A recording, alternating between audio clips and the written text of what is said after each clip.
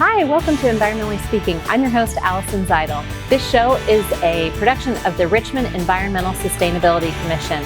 We're here at Wetzel Auto today to talk about miles per gallon, energy efficiency, and how to find the right car for you. So sit back, relax, and enjoy the show.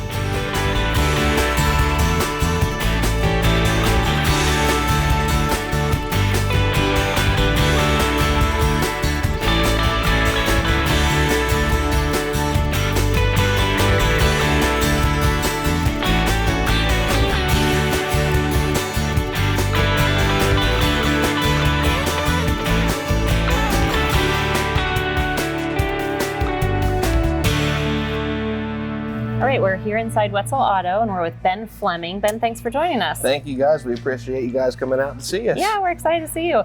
There are, of course, a lot of dealerships in the region here, but there's some very specific reasons that we chose to film out here. One of them is because just about everybody in town has bought a car from Wetzel at some point in their life. They're just an institution around Richmond, but also you've been very community-oriented and community action-oriented, and I feel like Wetzel has especially done a great job of giving back to the community through charitable events, but also most recently through the School is Cool campaign, where students with great attendance achievement have the chance to win a scholarship or a car. So thank you, first of all, from the whole community. You all have been really great community partners. We appreciate it. Thank you, guys. Yeah. So we really don't advertise on this show or anything, but it's fun to be here, and we're going to get through and see a lot of different cars. And if you're a car fanatic, this will be a great show for you too. But also, and I talked to Ben before the show, if you're not a car fanatic and a lot of these things, acronyms and stuff, are really confusing for you, this is also going to be a good show, right? Because we're going to dumb it down to my level as far as cars.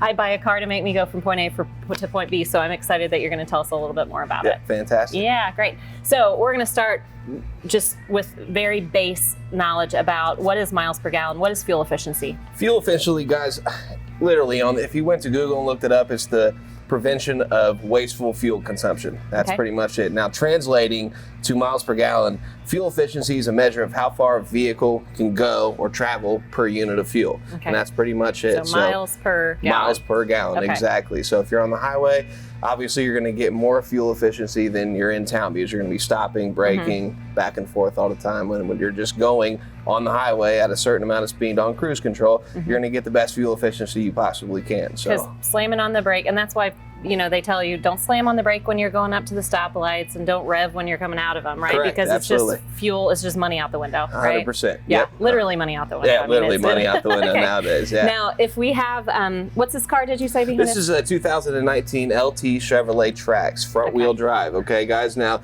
easy thing for you guys to do whenever you're coming to look at a car. This is your window sticker. Okay.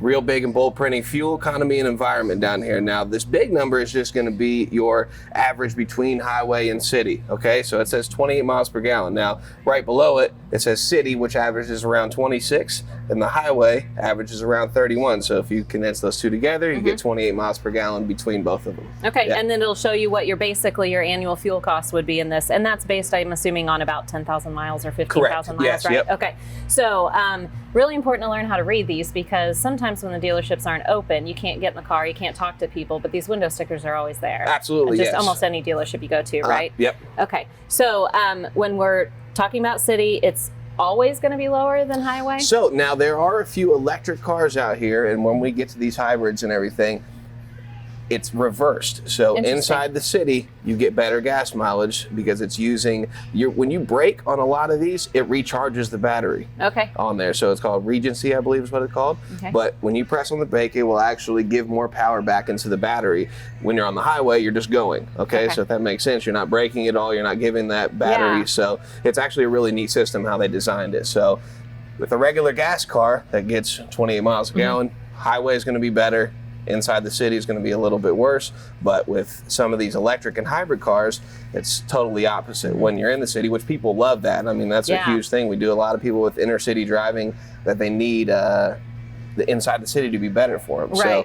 And that's why they came up with the system of whenever you brake, it kind of regenerates the battery in there and sends more power to it. So I'm assuming hybrids are sold really well in areas with a lot of traffic jams too, right? Because that start and stop has got to be a killer for fuel efficiency on other vehicles. Yes, absolutely. And it's growing right now. We've seen a lot more. I've been here for 4 years, and it's really picked up in the last, I'd say, 16 months. I mean, we get a lot of phone calls about hey, what are these new electric cars coming out? And we get, I think we've had a total of 6 already, and they sell within a week. Oh, that's and then awesome. They're gone. Yeah, okay, they're great. gone. Absolutely. So tell us what we sacrifice with fuel efficiency, because you can't have everything, right? You can't have Absolutely. everything on the cake. You got to give up something. So what do we sacrifice? Sacrificing, your big thing is going to be vehicle selection right now, guys. I mean, there's not too many of them out there right now, but the industry is growing and they are adapting. People want to be more economy friendly out here. So as the years go on, they're going to be more accessible. So vehicle selection, I would have said room, but now these trucks, the vans are coming out with hybrid engines also. So room is no longer, but horsepower, another one. And then probably your biggest one would be, if you're in a family, towing. I mean, with the hybrid, you're not really going to be able to tow that well. In the trucks, you will be able to, but in the smaller cars or SUVs, a lot of people like to take their families and little U-Hauls or stuff like that to go. So, but your main one's probably vehicle selection, I would say, at this point in time. Okay. Well, I think we're ready to go take a look at some vehicles. Yeah. You have a very efficient vehicle on the lot, and then we're also going to look at some bigger cars that are fuel efficient, some trucks, because you no longer have to sacrifice fuel efficiency for the trucks even now. No, I mean, when I was growing up, I think it was 4 miles to the gallon, 5 miles to the gallon, and now we're up in the teens, 20s, and even 30s for some of them. Correct. So, great. Correct. All right. Well, we'll take a look outside. All right. Okay, so Ben, we are in a Honda hybrid. Tell me about this car. So this is the Honda Clarity, okay, guys? This is a combination of electric and it has gas efficiency in it also. So what happens, it uses both together to get the best miles per gallon possible, okay? And then on this particular model, it gets an incredible 110 miles per gallon combination of electric and gas together. So cool. And you, if you look on this part here, it's going to tell you when you're using gas and when you're charging the motor. Correct. Right? Yeah, absolutely. So you can actually see that when you're braking, all of that energy, instead of being lost, is being thrown back into the battery. Being thrown back into the battery. It's actually a pretty ingenious system. It really is. And you don't really have to sacrifice anything. These cars are luxurious. I mean, you're sitting in leather right now. You have navigation, all your Bluetooth things. And so I think you're really staring at the future of the auto industry right now. Yeah, it's a beautiful car. And I know from my hybrid, when you push the economy button here, it really helps to regulate you so that you're not wasting gas. Absolutely. So economy mode in a lot of vehicles will just pretty much back off of your horsepower you get. So it gives you the best, once again, fuel economy for the car. And that doesn't make it any less safe. So you Negative. can't, it's not that you can't accelerate. It's not that you can't brake differently. It's just that it regulates it a little more. Yes, just regulates it a little more. You're spot on. So this is a pretty sweet ride. Absolutely. I like this car. Yeah, absolutely. I like this car a lot. Honda makes a lot of cars. And one of the great things about Honda is that they have a manufacturing facility in Indiana, and it is a zero landfill waste facility. So everything they take off the line, or any extra pieces that they have left over, are either recycled or reused or sent into a different industry. So Correct. It's a great vehicle. All right. These are easy to preach about environmental sustainability with because they're hybrids. Yes. So we're going to go look at a Silverado in just a second. But before we get out, I think one of the things that a lot of people have questions about are the plug. So can you show us the plug? Absolutely. Okay. Turn off the car here.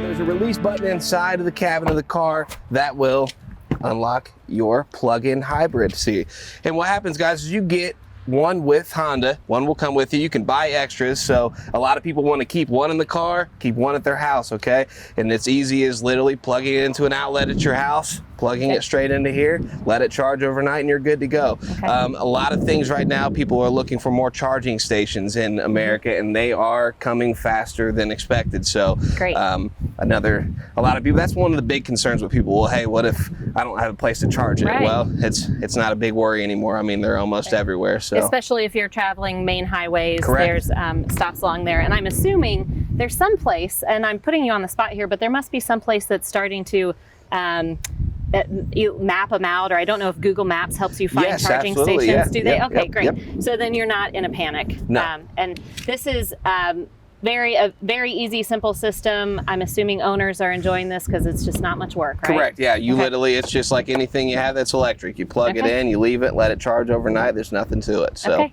cool. Yeah, great. Let's look at the Silverado. All right, let's take a look. Okay, so it's kind of surprising that we're at a Chevy Silverado because you never think of this as an efficient car. It's a huge truck. So tell us why do we have this on Environmentally Speaking? All right, for the Silverado for the new 2019 has done some exceptional things. So they have a small Duramax engine. They have a 2.7, which you're looking at here. This is a 2.7 4-cylinder. Then they have a 6-cylinder, and then they have 2 different 5.3 V8 engines in here. So the awesome thing about this is a fuel efficient 4-cylinder vehicle. I mean, you can find the same type of engine inside of a car, okay? So with the 5.3, everyone's like, hey, well, if I want a truck, but I want to save on gas mileage too. So the 5.3 is an 8-cylinder, and they have a thing that they came up with that's called active and dynamic fuel management. And tell us in layman's terms. Okay, in layman's terms, as easy as this is. Talking to me like a second grader. All right, yeah. So you'll have a 5.3 V8, which means it's an 8-cylinder, okay? The one and we're that's looking what you would typically see in a big truck. In a big truck, right. yeah, you would see a 5.3 V8 8-cylinder. What happens is when this truck is able to, and it's feeling like it's not needing the whole 8 cylinders, it will shut down to 4 cylinders, okay? So you are literally in a V8 truck, but it is turning into a 4-cylinder to save gas money. That's amazing technology, because you're right. I mean, half the time you don't need those extra 4 cylinders, Absolutely, right? Yeah. So it's pretty much, I think 60% of the time you're on the road, unless you're towing or doing like that, you are in that V4 mode is what we like to call it. So it's just turning all 4 cylinders off, and you're in, instead of a V8, you're into a 4-cylinder. So you get, if you need to go pull a big boat, you got the power for it. If you want to be as fuel efficient as possible, it drops down to 4 cylinders for you. That is so neat. That I'm so glad they're coming along with that technology, because you know, these have always in my mind been so inefficient, but you need trucks for so many things. I mean, there's a reason why trucks exist. And then one more thing I'd like to point out. So with the 2019 Chevy, everything that swings on this vehicle is aluminum, okay? So all 4 doors, the tailgate, everything. If you want to actually go back and feel this tailgate drop down one time, it's incredible how light it is. Let me see if I can. And the reason it matters with the lightness is because heavy equals bad efficiency, right? So, yes. So I'm going to go ahead and drop this down for you. Oh, you're dropping it down without my help. Just like that. Wow. And I'm going to let her go ahead and just lift this up. Oh my gosh. It's incredible, isn't it? That's like nothing. I can lift it with my finger. That's incredible. So this is made of aluminum, and normally that would have made of steel or something much heavier, right? Yes. Okay. And does that sacrifice any of the safety of it? Nope. Okay. Nope. They are ready to rock and roll. Still a Chevy truck, everything you need out of them. That's really impressive. So the industry has come such a long way in a short amount of time. Yes. I'm really impressed with that. Okay. I'd like to look at the engines of both of these if we can. All righty. Okay. So Ben, we're looking on the inside of the Silverado right now, and this again is a 4-cylinder, which is crazy. Yep, a 2.7 4-cylinder Silverado. Okay, and the difference between looking in this and looking at the one with the active and dynamic, did I get it right? Yeah, active and dynamic fuel management. Fuel management is, it's just a bigger engine. It just has a 8-cylinder. 8-cylinder engine. Okay. Yep, you're not really going to tell too much of difference inside of them, but like I said, the technology is just incredible what they've been able to do. Yeah. And the difference, does the active and dynamic fuel management system do anything with your mechanic? Is that anything that mechanics have to be, no, not really. You got to take it to somebody special, or you only can do it through a dealership? No, or is it? Okay. Nope. Great. We like those hybrid and or fuel efficiency things that are standard with mechanics as well. Okay, let's take a look at the hybrid. Okay, awesome.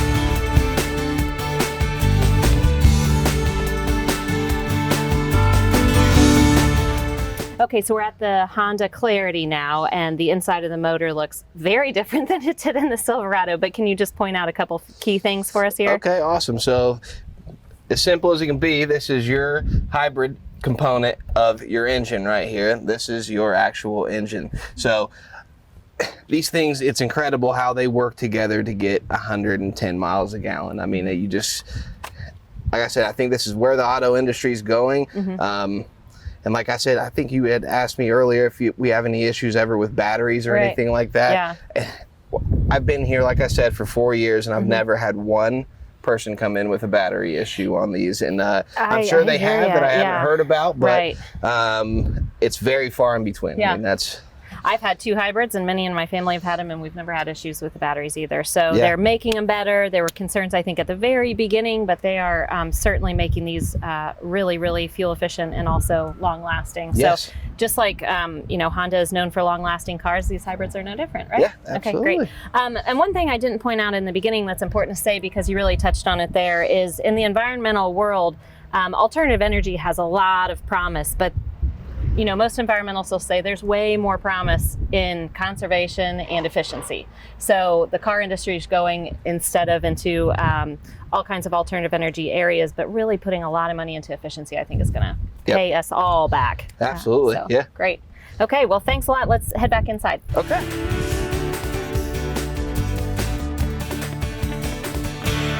All right, so we're back inside. It's much cooler in here. Yeah. We decided to film on the hottest day, I think, so far of the year, but I'm really excited to be here. And we were going to show you just a couple things that help with fuel efficiency. We can't look at every car on the lot. We can't look at every, fuel efficient car offered in town, but it's important to note that I think, 110 miles to the gallon for that clarity is really impressive. And for that Silverado to actually be getting 20 miles to the gallon for a 4-cylinder Silverado is really impressive too. So, hybrids oftentimes are the only thing we think of, but I'm really excited that we took the time to look at that one too. So thanks for taking time to do that. So you buy your fuel efficient car or truck, but it matters how you maintain it, right? That Correct, affects your fuel efficiency too. So probably the thing we hear the most about are the tires. So can you tell us about keeping those properly inflated and how we know? Always want to keep your tires inflated. I mean, if you have one in the back that's going to be a couple pounds lighter, or one in the front a couple pounds lighter, either way you look at it, you are going to lose a little bit of fuel efficiency on there. And it's just bad for your tires and wheels, I mean, honestly. So and then the easiest way to stay on these, most cars, guys, if you look on the inside right here, it's going to show you your tire size, even your spare, and actually how much PSI is supposed to be in these on every single one of them. So if you guys are ever wondering, you don't have to go look at the tire and try to find the black lettering on here. This is actually a lot easier for you to do this on here. So I didn't find out that this was a thing until about 5 years ago, but it does make it easier. And there's also dummy lights on most cars that'll tell you if you're underinflated. But fuel efficiency, especially if you're driving long distances, that those tires can really make a difference. Oh, absolutely. Right? And then you also want to make sure, like she touched base with me on when you fill up your gas tank, you guys want to do it in the morning or in the evening, whenever it's a little bit cooler in the air right now, because you have to think with the evaporation, with the heat and everything in your car. I mean, that's actually a true study if you look it up. So. And it's matters for air quality too. If when you're at a gas station and it's hot outside, you're seeing those fumes just evaporate. That's an outdoor air quality thing for us as well. So we want to be conscious of that. Okay, so we know how to inflate our tires. We also know that staying on a regular maintenance schedule is important too, right? 100%. Yeah, you guys, if people don't understand that, really taking care of your car will make it last forever. I mean, don't be the person that comes in, you need an oil change, and you wait 2,000 miles later to do it. I mean, do it on time. I know we all have busy schedules, but if you have a really busy schedule and this thing's not running right for you, then you're going to be in trouble. So that's a big thing we like to touch on with everyone. So, absolutely. And again, environmentally speaking, which is the name of our show, by the way, but environmentally speaking, it's really important to maintain those schedules too, because you're keeping the car cleaner, emissions are lowered. So we want to think about that side of things as well too. Yeah. So another great thing about fuel efficient vehicles is when you're buying them new, there are tax credits involved, which is great. So federal tax credits can be found on energy.gov on the Department of Energy's website. You can find out what the federal tax credit is, and if you are in Indiana or any other state, you can also link to what state tax credits there might be. And that is a credit, not a deduction, which is important because those rules change like crazy, but those credits are really important because that comes right off your taxes. So if you're interested in buying one of these vehicles, not one of these specific vehicles, a hybrid or high fuel efficiency vehicle or an electric vehicle, that's something to definitely check out so that you can save a little extra money. Yeah. So we want to touch right before we go on a couple of the efforts that Ford and all of these dealers, you sell a lot of these brands of cars, but we know that Ford has hit their emissions target. They wanted to reduce emissions, I think it was in 2010, somewhere around there. They set a target for 2025 to reduce their emissions by 30%. They hit that target 8 years early. Wow. So they're really making a lot of strides. We mentioned that for Honda, which is another brand that you sell on the north side of town, they have a plant in Greensburg, Indiana, that was opened a couple years ago that is already zero landfill, which is really impressive. And what that means is that all of the, we touched on this earlier, it means that all of the components, any of the leftovers, any of the things that are cut off the car, extra fabric, any of that kind of stuff goes to either a recycling facility or it is reused or somehow diverted so that it is not in the landfill, which is important because we can't have landfills everywhere. Oh, can't have landfills everywhere. And these are all resources. So if you look in this car right here, we have a lot of plastic, we have a lot of metal. Burying any of that stuff just doesn't make sense. This is all natural resource. And we, you know, in parts of the country, they're now having to mine landfills. They're mining back in there to get stuff back out. So let's leave it out in the first place. Yeah. So excited about all of those things that they're doing. I also read that this is cool. This is on the Ford websites that they are making 300 parts from renewable materials. And I just learned this. There are 8 sustainable materials found in production of the vehicles: soy, wheat, rice, castor, hibiscus, tree cellulose, jute, and coconut. And all of those are used in making these cars. And the reason that that means something is because you're using, generally speaking, if you're getting away from oil-based, fossil fuel-based things, you're using less energy. And that has achieved a 228 million pound reduction in CO2 emissions, switching to soy-based foam in 2011. So just that has reduced the emissions that much. So it's something to pay attention to, and something we're glad that the car companies are coming around on. It seems like the industry is really going to environmental safe and trying to help out as much as they can. They are. We know that transportation contributes a lot to environmental degradation in the air, but we don't have to, it doesn't have to be that way. It can be that they're helping to fix the problem. So we were really excited to have you here today. All right, thank you guys. Thank you for welcoming into this facility, and really appreciative of all that Wetzel does in the community to help out. Absolutely, we appreciate you guys coming out and giving us the chance to show a couple of our vehicles and come and see us. Yeah, great. Alrighty. Thanks, Ben. Thank you guys.